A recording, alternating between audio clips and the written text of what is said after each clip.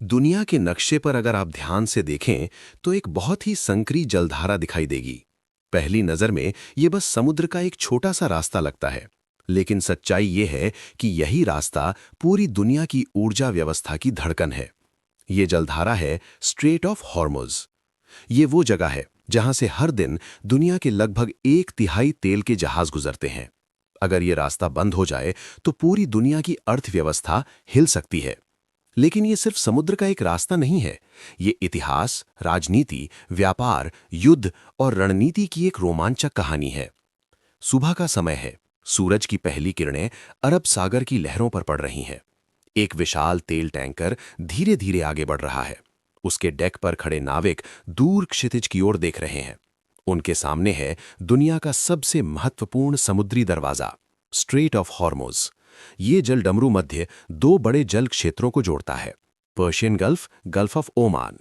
इसकी चौड़ाई कुछ जगहों पर केवल लगभग 39 किलोमीटर है। इतना छोटा रास्ता, लेकिन यहां से गुजरने वाला व्यापार पूरी दुनिया को चलाता है। हजारों साल पहले, जब न तेल था न आधुनिक जहाज, तब भी ये रास्ता बेहद महत्वपूर्ण था। अरब के व्यापारी लकड़ी के जहाजों में मसाले, कपड़ा और मोती लेकर इस जलधारा से गुजरते थे। वे यात्रा करते थे इंडिया, पर्शिया, अरेबियन पेनिनसुला। तब इस रास्ते से गुजरना आसान नहीं था।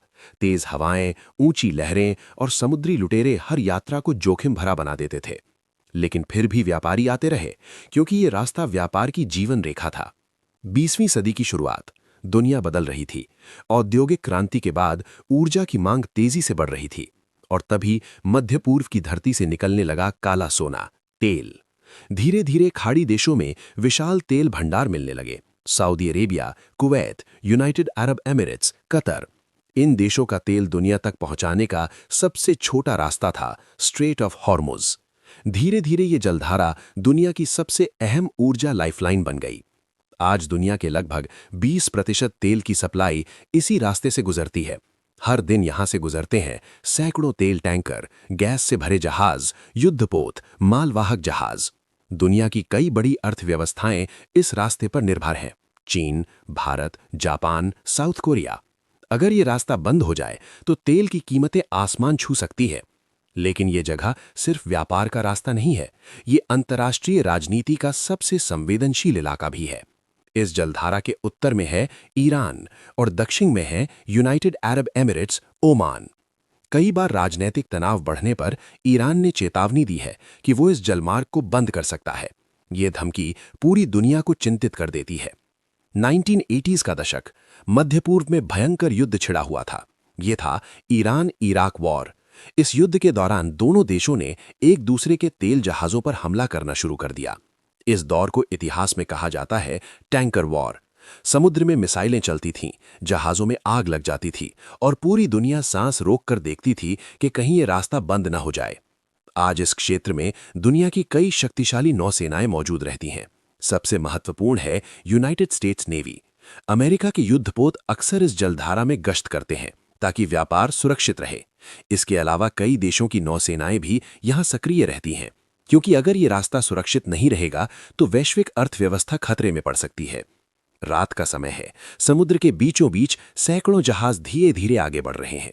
उनमें से हर एक जहाज में लाखों बैरल तेल भरा हुआ है।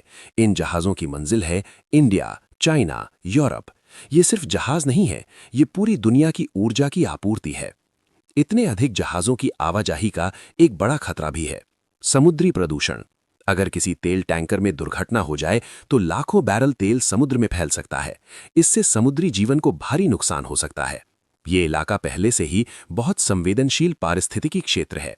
आज दुनिया धीरे धीरे नवीकरणीय ऊर्जा की ओर बढ़ रही है। सौर ऊर्जा, पवन ऊर्जा और इलेक्ट्रिक वाहन धीरे धीरे तेल की निर्भरता कम कर रहे हैं।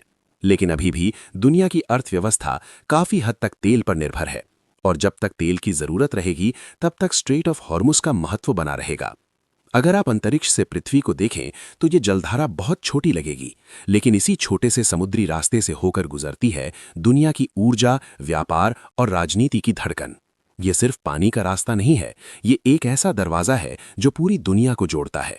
और इसीलिए इतिहासकार कहते हैं कि जिसके हाथ में हॉर्मुज़ स्ट्रेट का नियंत्रण है, उसके हाथ में दुनिया की ऊर्जा की चाबी है।